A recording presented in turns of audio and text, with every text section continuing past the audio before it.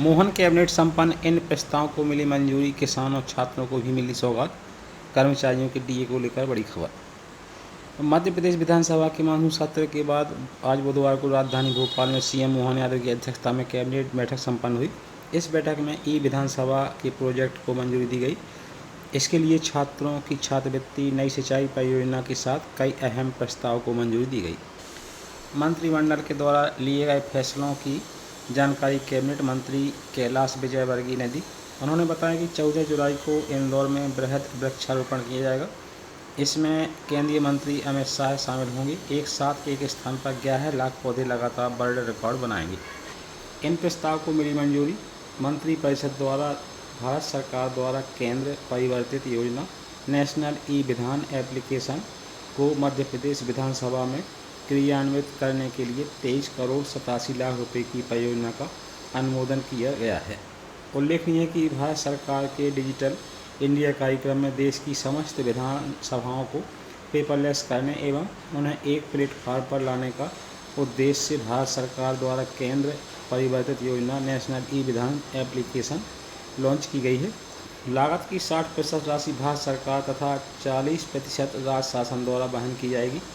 नर्मदा घाटी विकास विभाग की 9,271 करोड़ 96 लाख रुपए की लागत की 7 परियोजनाओं के निविदा आमंत्रण की अनुमति प्रदान की गई है। सोंडवा उद्यान माइक्रो सिंचाई परियोजना, निवाली उद्यान माइक्रो सिंचाई परियोजना, सेंधवा उद्यान माइक्रो सिंचाई परियोजना, महेश्वर जानापाव उद्यान माइक्रो सिंचाई परियोजना, धार माइक्रो उद्यान सिंचाई परियोजना, बड़ादेव संयुक्त माइक्रो सिंचाई परियोजना एवं माँ रेवा उद्यान सिंचाई परियोजना के लिए निविदा आमंत्रण की अनुमति प्रदान की गई है।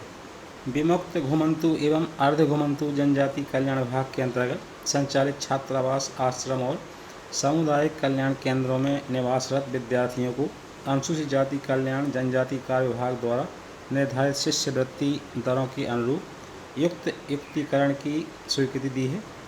स्वीकृति के अनुसार बालकों को वर्तमान में प्रतिमाह देय शिष्यवृत्ति 1,230 रुपये में वृद्धि कर 1,550 रुपये एवं बालिकाओं को 1,270 रुपये में वृद्धि कर 1,590 रुपये प्रतिमाह दी जाएगी।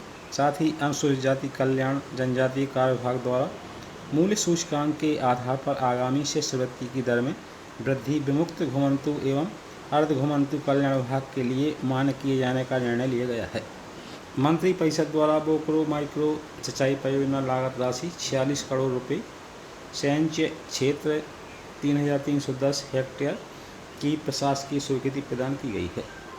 परियोजना से तहसील रामपुरा नैकिन के 11 ग्रामों के कृषकों को सिंचाई सुविधा का लाभ प्राप्त होगा। मंत्रिपरिषद के इंदौर में सांवेर रोड पर निर्माणाधीन केंद्रीय जेल के शेष रहे निर्माण कार्यों के लिए 217 करोड़ 73 लाख रुपए की प्रशासकीय स्वीकृति प्रदान की गई है। 11 गांवों के 10 लाख से अधिक कृषकों को लाभ मिलेगा।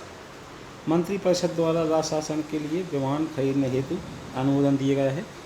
राज्य शासन के लिए अति विशिष्ट व्यक्तियों की उड़ान के लिए मध्य प्रदेश शासन के लिए विमान हेलीकॉप्टर क्रय विक्रय नियम 2019 के अंतर्गत बुलाए गए टेंडर में निम्नतम L1 निविदाकार संस्था के विमान मॉडल 3,500 जेट विमान क्रय किए जाने के निर्णय का अनुमोदन किया गया है।